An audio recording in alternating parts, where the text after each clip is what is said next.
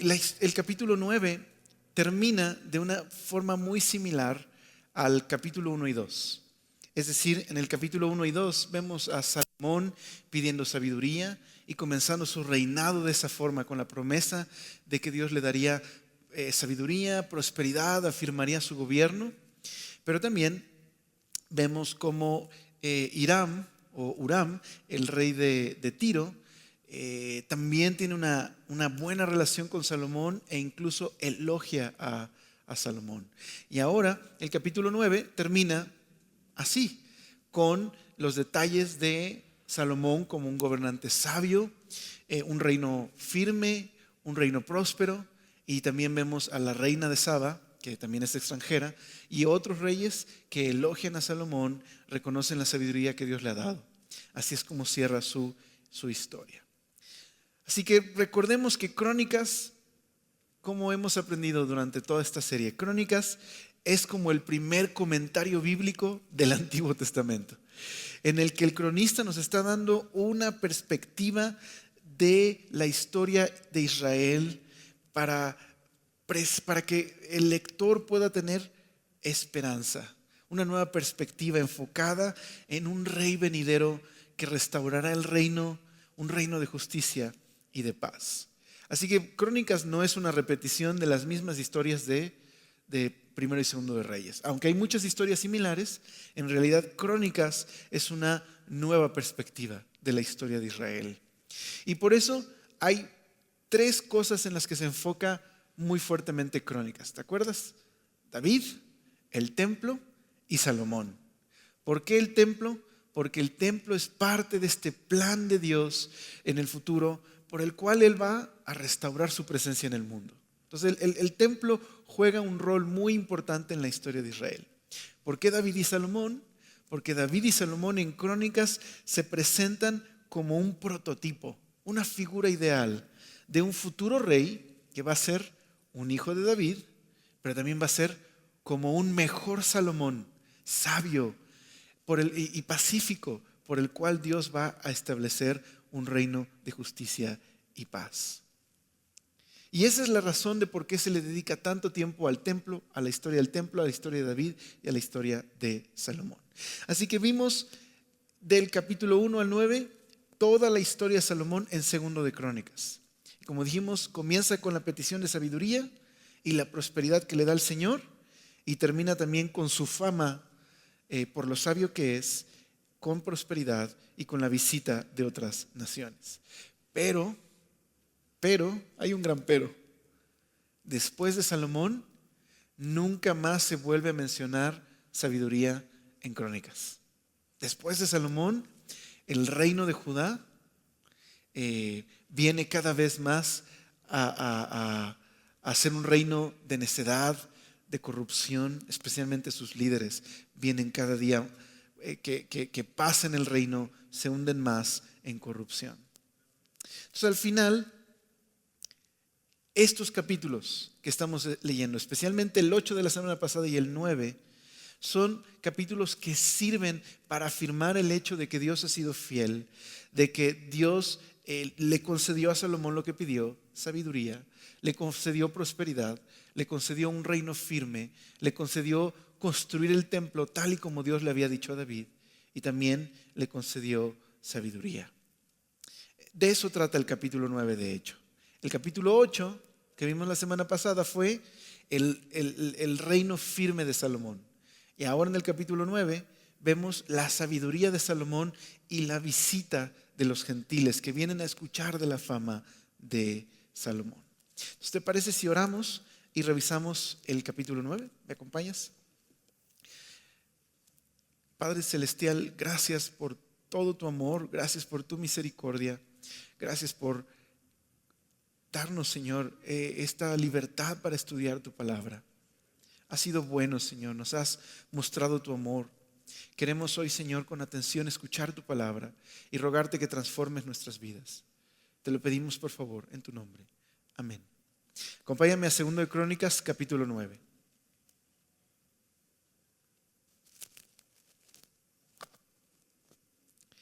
Vamos a leer el verso 1 al verso número 12, en estos primeros 12 versos aparece la visita de esta reina, la reina de Saba, que viene a visitar a Salomón porque ha escuchado de su fama. Y vamos a ver cómo viene sorprendida, un poco escéptica, pero sorprendida al darse cuenta que Salomón no solamente sabio, es más sabio de lo que le habían contado. Y regresa a su tierra sorprendida. Dice el verso 1: oyendo la reina de Saba la fama de Salomón, vino a Jerusalén con un séquito muy grande, con camellos cargados de especias aromáticas, oro en abundancia y piedras preciosas, para probar a Salomón con preguntas difíciles. Y luego que vino a Salomón, habló con él todo lo que en su corazón tenía. Ok, ¿de dónde es? Bueno, les dije que íbamos a leer los 12 versículos, ¿verdad? Y me interrumpí a mí mismo. Perdónme, vamos a leerlos. Dice: pero Salomón le respondió a todas sus preguntas, y nada hubo que Salomón no le contestase.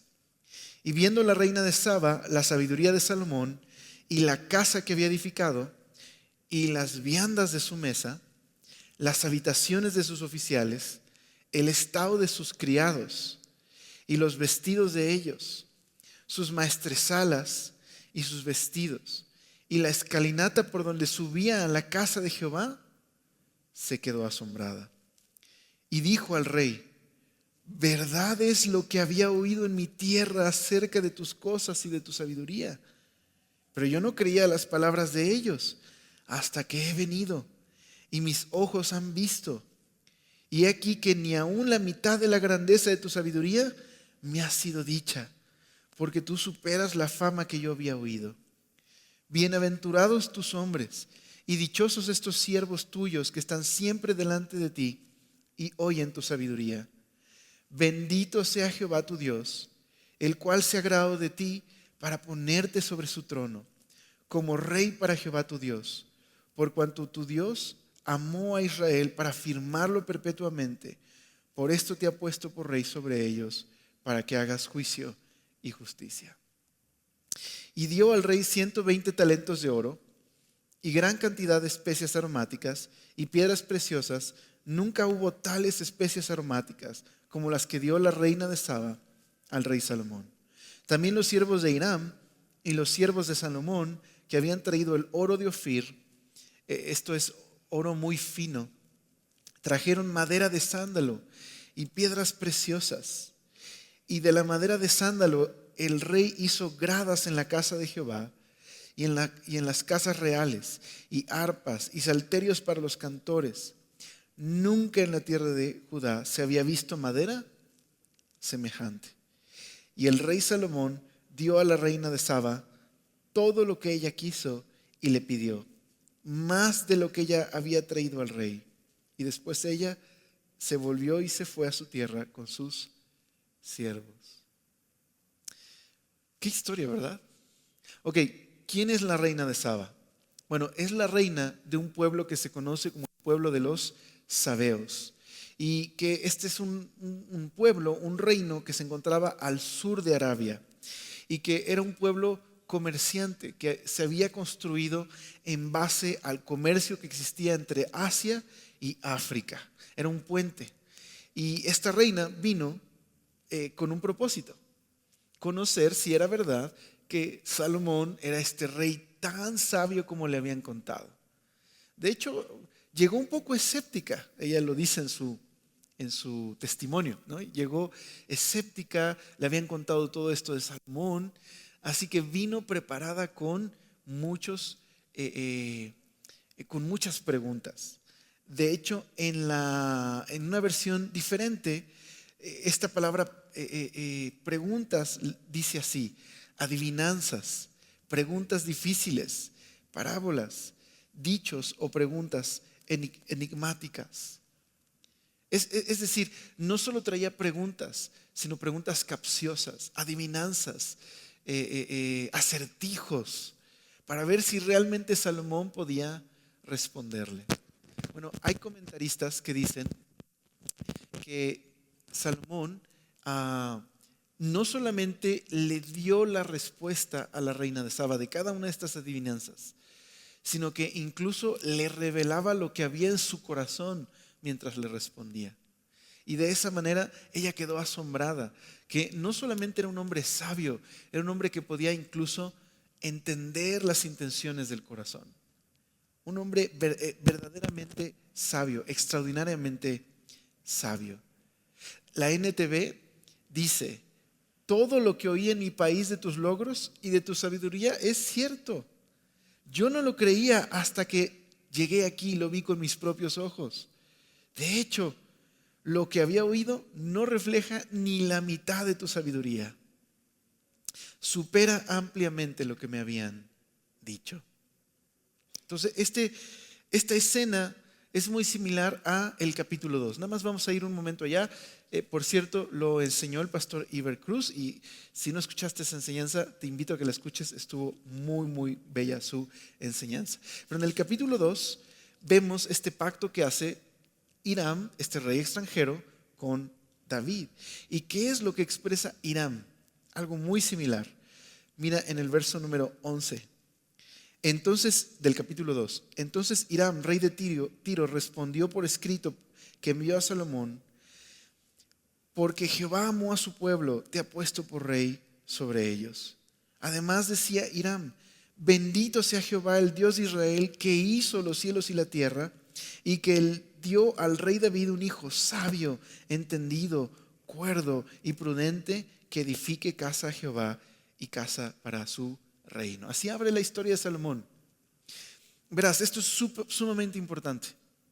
Estamos oyendo en la boca de un hombre que no es del pueblo de Israel, no es un miembro del pacto.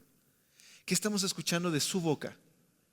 Alabanzas al Señor, utilizando incluso una palabra muy especial, la palabra Gesed, que habla de este pacto de amor y lealtad que Dios hizo con Israel. Lo que dice Hiram es: Dios ha mostrado su Gesed a Israel, Dios ha mostrado su amor, Dios ha mostrado su lealtad, su amor leal con Israel. ¿Cómo lo ha mostrado? Poniéndote a ti un hijo sabio y prudente que edifique el templo. Qué increíble. La vida de Salomón y su reino están provocando que otras naciones alaben a Dios. ¿Te das cuenta? Y ahora, al final del reino de Salomón, ocurre algo similar. La reina de Saba llega por curiosidad, escéptica, quiere saber si es verdad lo que se le ha dicho de Salomón, y termina diciendo: ni lo que me contaron no es ni la mitad de lo que estoy viendo ahora con mis propios ojos. Pero no se queda ahí nada más asombrada. ¿Qué dice también la reina de Saba? Muy similar a Hiram. En el verso 8 del capítulo 9. Bendito sea Jehová tu Dios, el cual se agradó de ti para ponerte sobre su trono como rey. Dice: para Jehová tu Dios, por cuanto tu Dios, una vez más, mostró amor, mostró fidelidad a Israel, para afirmarlo perpetuamente. Por esto te ha puesto por rey sobre ellos, para que hagas juicio y justicia. Estas dos palabras también son muy importantes. Juicio y justicia son dos palabras que forman el ideal de justicia. En estas dos palabras se pueden traducir como justicia retributiva, pero también como justicia relacional.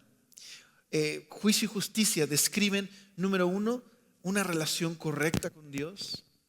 Hay una relación correcta, pero también una relación correcta con los demás. Cuando estoy amando a mi prójimo y estoy cuidando de los derechos de los demás. Un ejemplo de esto: cuando en Israel los levitas que no tenían una tierra que iban a heredar, hay una razón bíblica de por qué no iban a heredar un pedazo de tierra como las demás tribus. Ellos iban a servir en el templo. Dios era su porción, su heredad. Pero al no tener un pedazo de tierra, había ciertas cosas que podían ponerles en riesgo o hacerles vulnerables. Así que todo el pueblo se reúne y lo que dicen es: ¿saben qué? Vamos a juntar de nuestras cosechas un porcentaje y se los vamos a dar a ellos porque así protegemos su mishpat o su juicio o derecho. Protegemos su derecho de manera que no estén expuestos, sean vulnerables. Eso es lo que significa proveer para el derecho de los demás en respuesta a esta relación que tenemos con Dios. Dios en la Biblia aparece como aquel que ve por el derecho del huérfano y la viuda y el extranjero.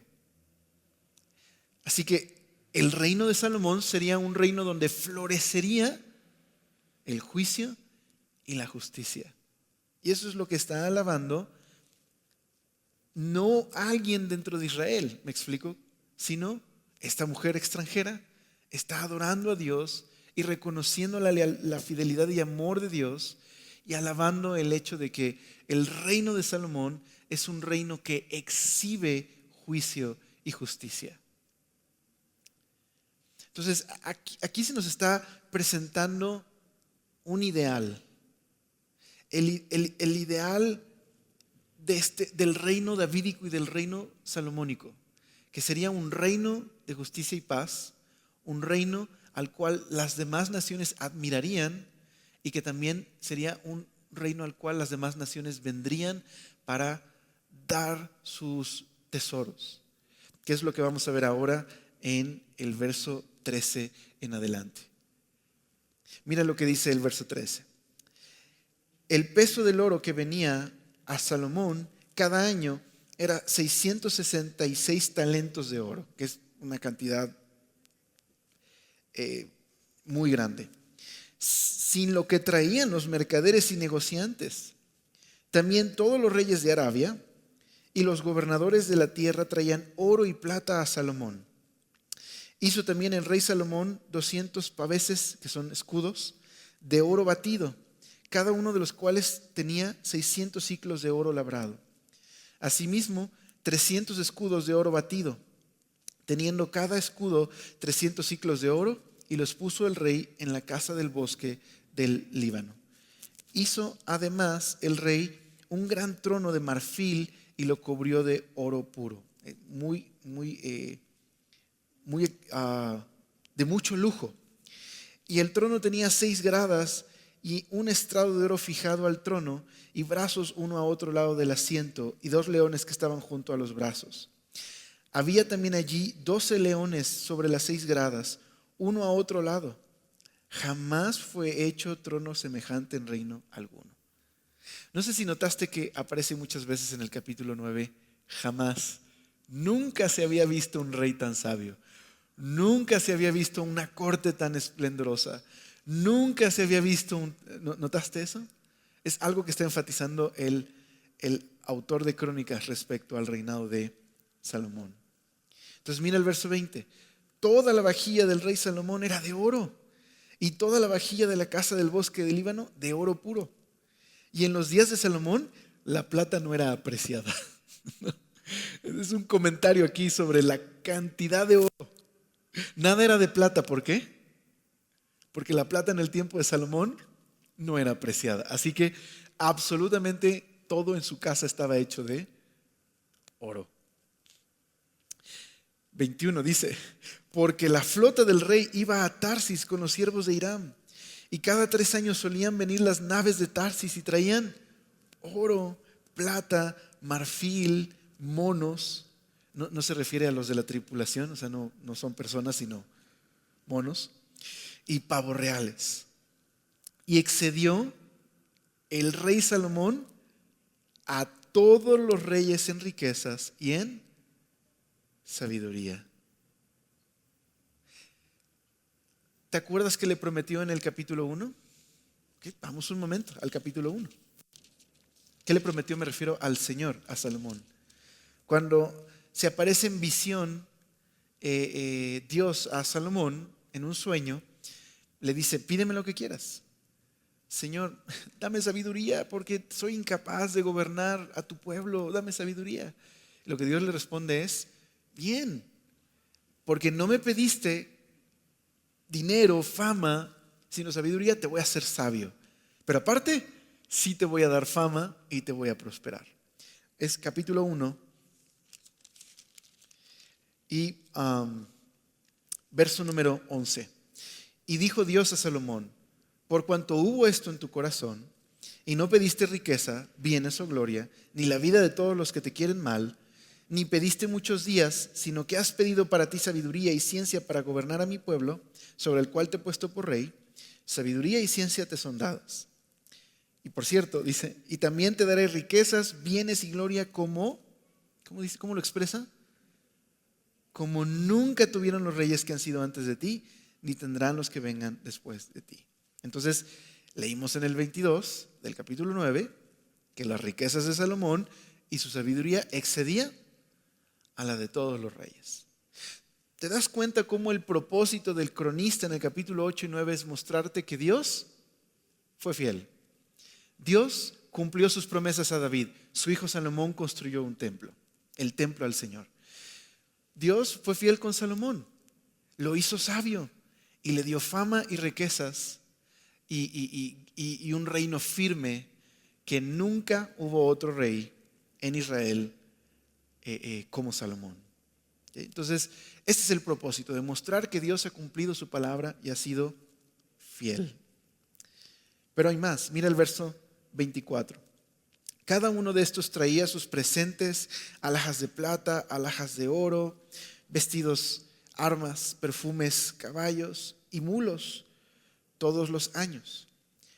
Tuvo también Salomón 4,000 caballerizas para sus caballos y carros y 12,000 jinetes, los cuales puso en las ciudades de los carros y con el rey en Jerusalén. Y tuvo dominio sobre todos los reyes desde el Éufrates hasta, dice, la tierra de los filisteos y hasta la frontera de Egipto. Es decir, ¿te acuerdas que dijimos que la semana pasada que en Salomón se terminó la conquista que Josué comenzó y que luego el pueblo no pudo completar? Ahora con Salomón, pero de manera pacífica. Salomón no está conquistando estas tierras. Los reyes están trayéndoles estos regalos a Salomón y cediendo estas tierras. Y en un reino pacífico, Salomón ahora por fin ha cumplido la promesa de tener toda la tierra prometida bajo su reino. Y dice el 27, y acumuló el rey plata en Jerusalén como piedras, y cedros como los cabrahigos de la cefela en abundancia. Y traían también caballos para Salomón de Egipto y de todos los países. Y así cierra su historia. Los demás hechos de Salomón, primeros y postreros, ¿no están todos escritos en el libro del profeta Natán? Y en la profecía de Ahías Silonita, y en la profecía del vidente Ido contra Jeroboam, hijo de Nabat. Es decir, querido lector, ¿está usted interesado en saber más de la historia de Salomón? Lea los libros que ya se escribieron acerca de él. Probablemente está haciendo referencia al material que usó Primero y Segundo de Reyes para Salomón. Si quieres conocer más de su historia, puedes leer esos libros que todos conocen. Pero aquí, en esta historia, en Crónicas, Salomón aparece de una manera diferente a como aparece en Reyes. Ahora vamos a ver por qué en un momento más. Entonces así termina, verso 30 y 31. Reinó Salomón en Jerusalén sobre todo Israel 40 años. Y durmió Salomón con sus padres y los sepultaron en el lugar de David su padre, y reinó en su lugar Roboam su hijo. Ok, entonces en todos estos versos que leímos, todos se relacionan con el hecho de que Salomón tuvo prosperidad, fue sabio, tuvo una buena relación con las demás naciones, su reino fue firme y próspero. Como leímos, Salomón llegó a ser el más rico y más sabio de cualquier otro rey de la tierra, y los reyes de todas las naciones lo visitaban para consultar su sabiduría y para escuchar lo que Dios le había dado. Ok, Salomón fue el rey más sabio que tuvo Israel. Pero sabemos por el libro de Reyes que Salomón también fue el rey más necio que tuvo Israel. El más necio de todos, el más sabio. y el más necio de todos los reyes. Introdujo la apostasía en Israel, su corazón se desvió completamente, nunca más lo volvemos a orar después de la petición, en Reyes, después de la petición que hace por sabiduría. No lo volvemos a ver orando. Incluso por su causa el reino se partió. Pero entonces, ¿por qué en Crónicas no se menciona nada de esto acerca de Salomón? Y termina con tan buena fama. Pues es que el autor ya te lo dijo. Querido lector, si quieres saber más de la historia de Salomón, vaya a leer primero y segundo de Reyes. Pero aquí en Crónicas mi propósito es diferente. ¿Cuál es el propósito del autor de Crónicas? Presentar el reinado de Salomón como un prototipo de un reino futuro, de un reino de paz y de justicia, donde un futuro hijo de David y un futuro nuevo Salomón reinarán. Un reino, el reino de Dios, un reino que estaba por venir. Recuerda que Crónicas está escrito a una audiencia específica, a un grupo de judíos que habían sobrevivido al exilio. Ya conocían la historia de Salomón. De hecho, ellos habían experimentado el exilio y habían vuelto.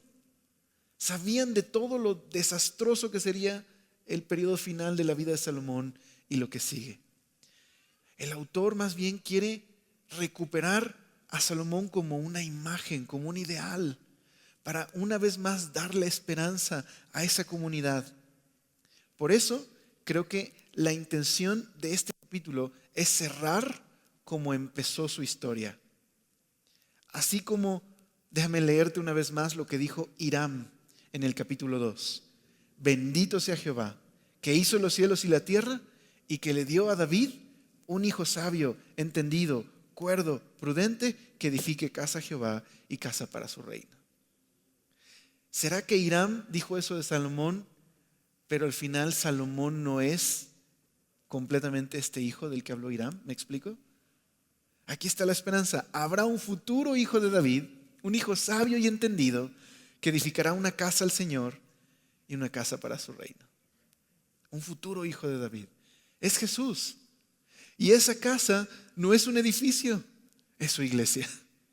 Jesús es ese futuro hijo, sabio, entendido, bendito, y que Dios llamaría a formar un nuevo templo, su familia, la iglesia, aquellos que Dios mismo ha rescatado por medio del sacrificio de este hijo. Y también, ¿qué es lo que dijo la reina de Saba? Bendito sea Jehová tu Dios, el cual se ha agradado de ti para ponerte sobre su trono como rey para Jehová tu Dios, por cuanto Dios amó a Israel para afirmarlo perpetuamente. Por eso te ha puesto sobre rey, sobre ellos, para que hagas juicio y justicia. ¿Okay? Esto fue dicho de Salomón, pero finalmente no solo se trata de Salomón, sino de aquel futuro Salomón, el cual por el amor del Señor, por su amor, Dios rescataría al mundo y lo establecería como el rey de un reino eterno y perpetuo, donde triunfarían la justicia y el juicio. Esto es.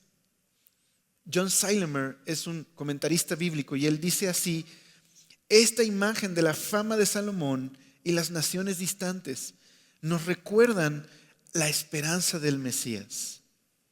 Dice, detrás de esta descripción de la riqueza de Salomón yace una esperanza definida de que Dios lo haría de nuevo en el futuro. Una vez más levantaría un reino de un hijo de David, uno de un futuro Salomón, en el cual también las naciones vendrían y traerían sus riquezas.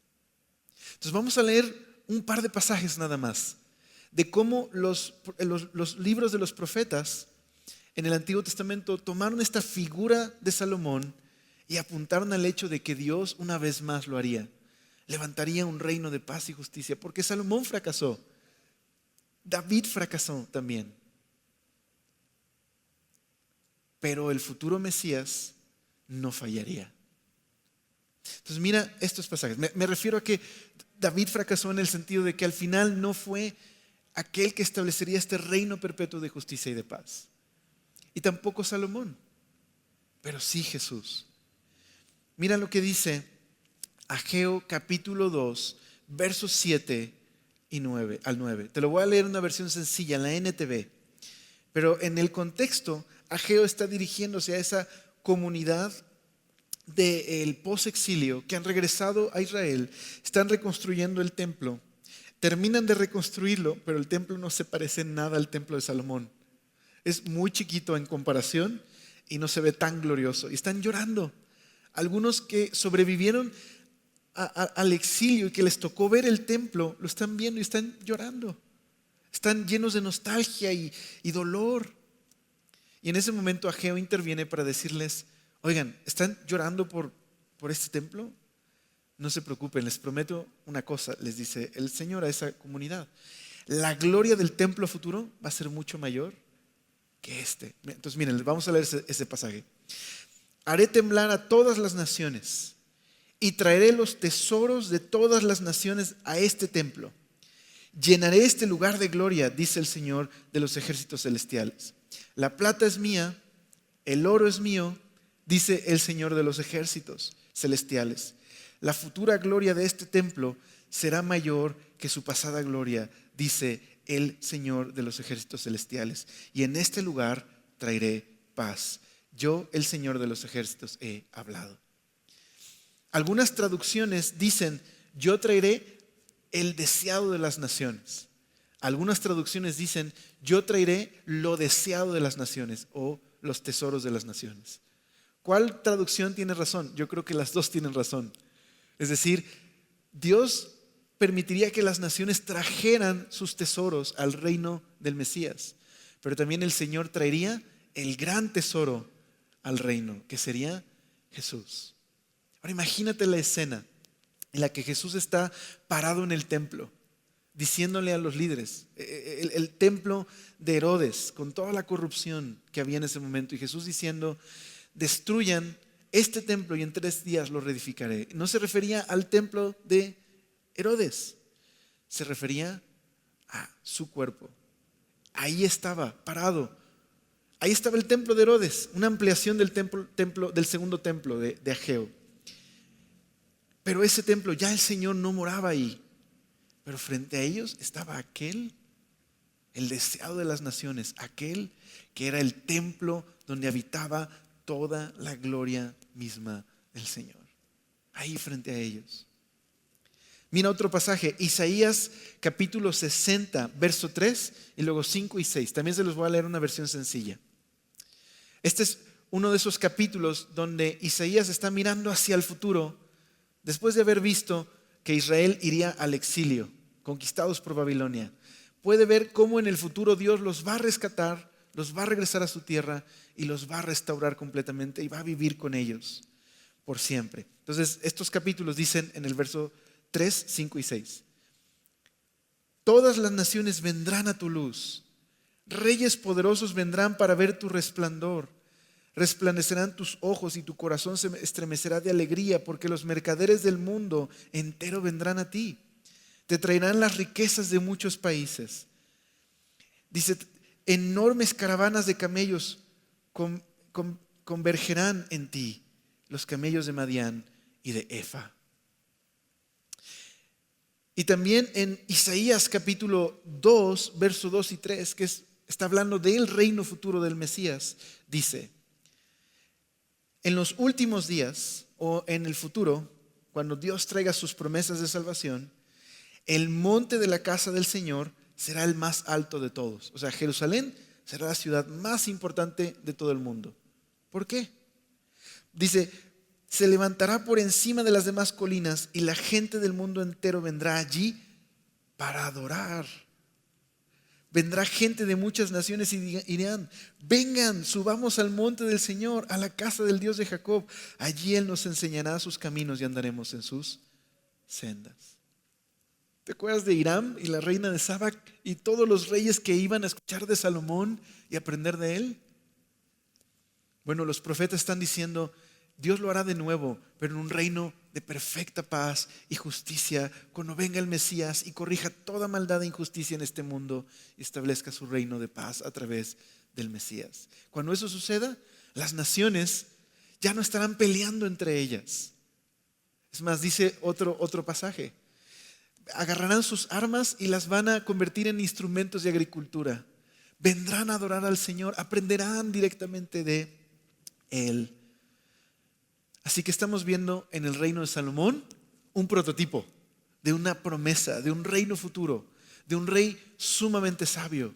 Es más, no solo es sumamente sabio, es la sabiduría hecha carne, ¿me explico? Es un rey que encarna la justicia, la sabiduría, el carácter de Dios. Y la razón es porque es Dios mismo hecho carne. Es Jesús. Y esa es la promesa. Peter Leithart es un comentarista bíblico. Dice, me gustó mucho su comentario. La reina de Saba escuchó acerca de un rey sabio en Jerusalén y muy escéptica llegó a ver si es verdad por sí misma y descubrió que era mejor de lo que imaginaba. Sin duda alguna, estas son buenas noticias.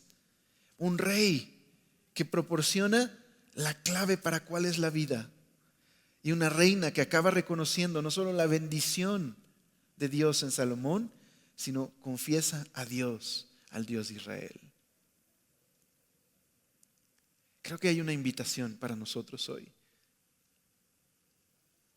Y la invitación es acercarnos a aquel a quien apunta Salomón. Un mejor Salomón, Jesús.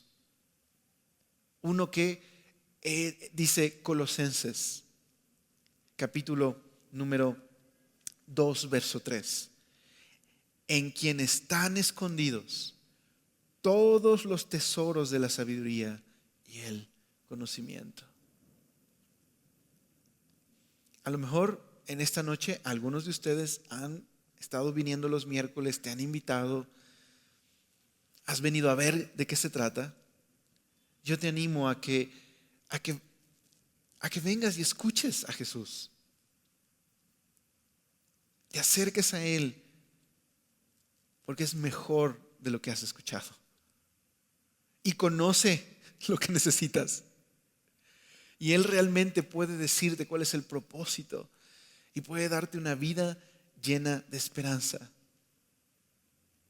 Lo puede hacer porque Jesús tomó en su cuerpo, tomó nuestro pecado, nuestra maldad y la llevó a la cruz.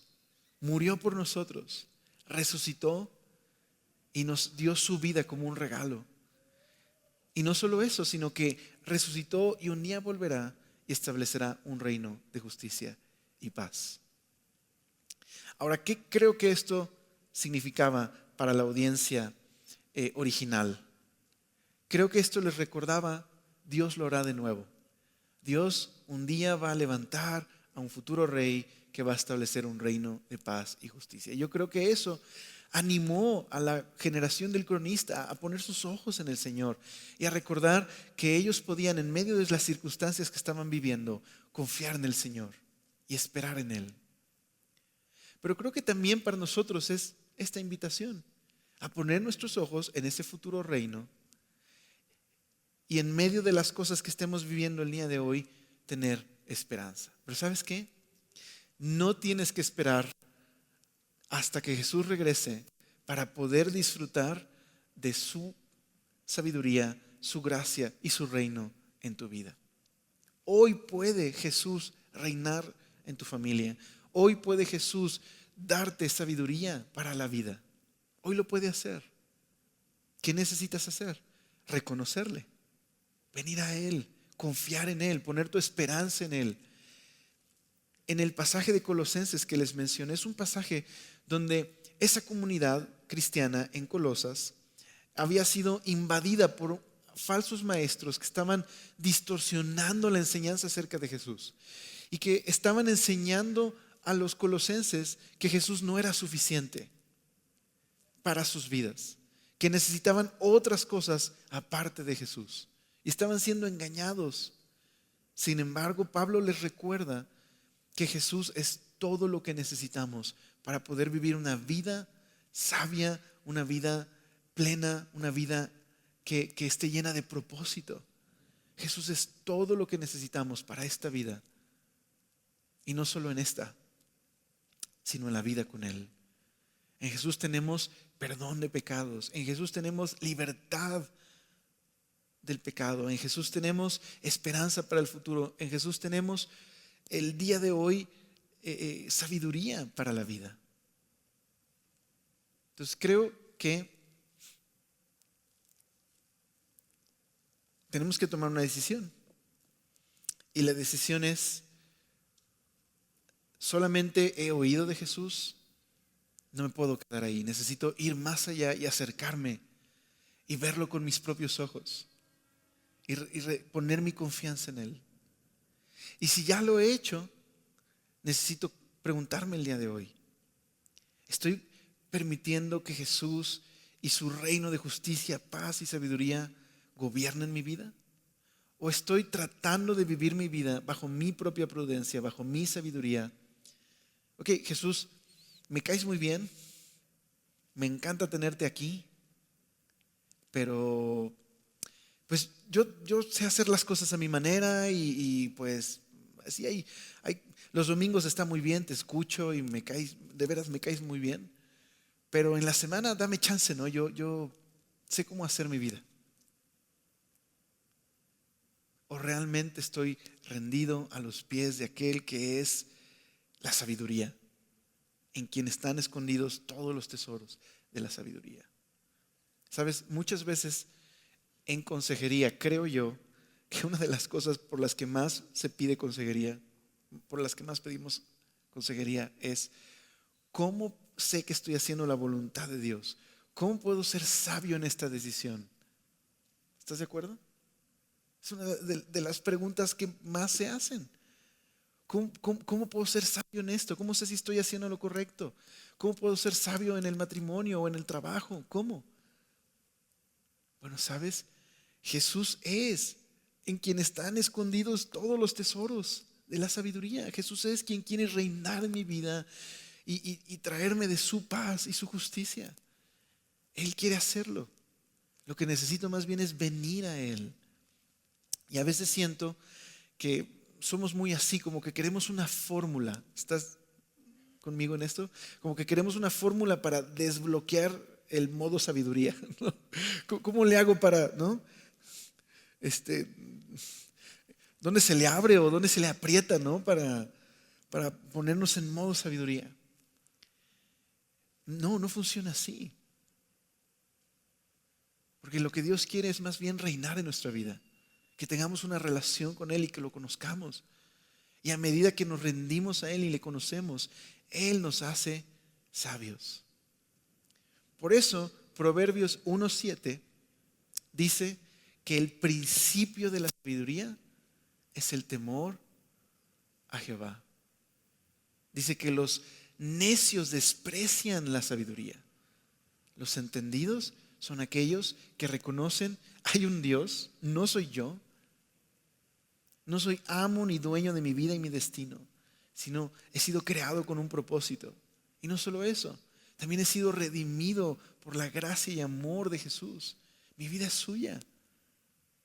Puedo venir a Él y confiar en Él. Si Él ha sido tan bueno, ¿estás de acuerdo? Si Él ha sido tan bueno, ¿podemos confiar en Él?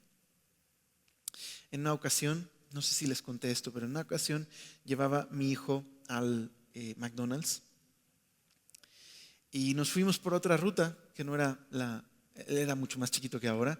Nos fuimos por otra ruta que no era la usual, ¿no? Mi hijo es muy observador, entonces como que luego me dijo: por aquí no es el McDonald's, ¿no?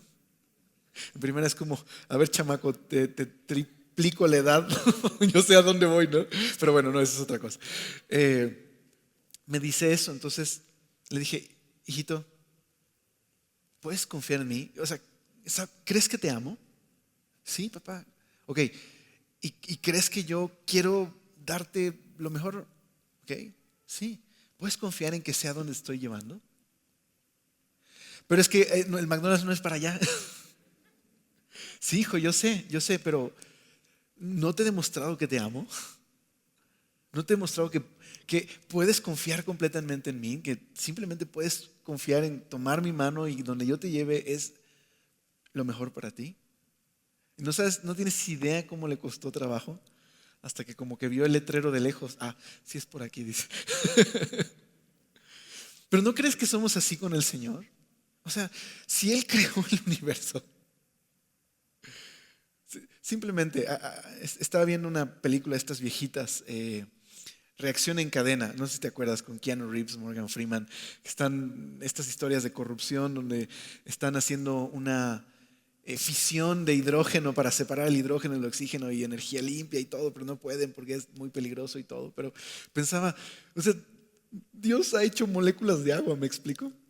Dios ha hecho todas estas cosas increíbles simplemente en tu organismo, en tu cuerpo. ¿Cómo funciona el cuerpo? ¿No crees que es sabio? Y que aparte entregó su vida para rescatarte y para que puedas tener una vida con Él. ¿No se preocupará por ti? ¿No estará interesado en nosotros? ¿No sabrá mejor cómo funciona la vida si Él creó la vida? ¿No será lo más sensato simplemente tomar su mano y dejar que Él gobierne mi vida? ¿Sí? ¿Estás de acuerdo? Creo que sí.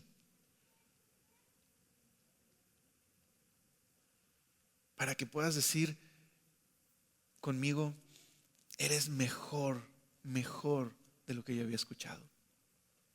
Lo veo con mis ojos. Eres mejor. Ser bendecidos por su amor y su gracia. Ahora, no significa que siempre nos dará lo que queremos. Eso es bueno también. Pero una vida sabia tiene que ver con una relación con Él y con poder vivir esa vida que le honra y que nos permite vivir una buena vida. Con buena vida no me refiero a un yate y a una casa en Miami y a eso, ¿no? Digo, si alguien lo tiene, gloria a Dios, qué bueno, pero no quiere decir que eso es una buena vida. Una buena vida es una vida en la que he confiado en Dios y he aprendido a definir el bien y el mal en base a la sabiduría del Señor. Y eso me permite vivir una vida llena de su propósito y su sabiduría. Y eso está al acceso de todos nosotros porque en Cristo están escondidos todos los tesoros de la sabiduría.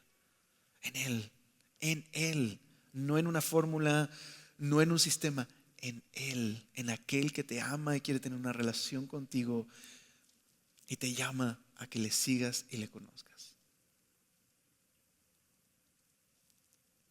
Entonces, sí, creo que de manera práctica eso significa leer tu Biblia todos los días, leerla con atención, no leerla místicamente, me explico, sino leerla con atención, prestar atención a lo que dice, observarla, meditar en ella, reflexionar en su mensaje. Sí, creo que implica orar, creo que implica congregarte, pero todas esas cosas no tienen sentido si no estás buscando a Dios.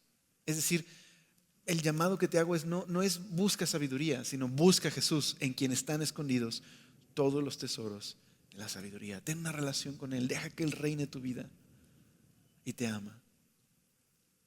Porque Él te ama, se preocupa por ti, sabe lo que es mejor para ti y porque no hay peor necedad que despreciar a aquel que no solo creó todo lo que existe, sino que nos creó, nos ha redimido y nos ama. ¿Estás de acuerdo? ¿Te parece si oramos? Le pedimos al Señor que nos ayude a esto. Señor, reina en mi vida. Gracias, Señor, por esta invitación que nos haces a confiar en ti, Señor. Nuestro anhelo y nuestra gran esperanza, Señor, está puesta en ese reino futuro, un reino de completa paz, justicia, cuando nuestro Salvador, el Rey sabio, el verdadero, reine, Señor. Pero gracias porque sabemos que hoy podemos experimentar, Señor, tu reino en nuestras vidas y podemos hacerlo a través de nuestro Salvador, nuestro Rey Jesús. Gracias porque en Él están escondidos todos los tesoros de la sabiduría. Porque, Señor, porque Jesús vive en nosotros, porque tenemos acceso a tu palabra, a tu presencia, a tu consejo. Señor, nos reconocemos necesitados de ti, necesitados de tu sabiduría. Perdónanos, Señor, porque, Señor, a veces somos torpes y queremos, Señor, pensamos que somos más sabios, que sabemos mejor cómo hacer nuestra vida. Perdónanos, Señor, ayúdanos a abandonar esa insensatez, más bien confiar en ti, Señor, y confiar en lo que tú has hecho, Señor, confiar como un niño toma la mano de su padre y confía. Señor, ayúdanos a confiar en que tú sabes lo que es mejor para nosotros y nos amas, Señor. Y ayúdanos a no estar tampoco estáticos, sino buscar tu consejo, buscar crecer en sabiduría, buscar aprender a vivir una vida sabia mientras te conocemos, mientras permitimos que tú reines en nosotros. Y te damos gracias, Señor, por ser tan bueno, en el nombre de Jesús.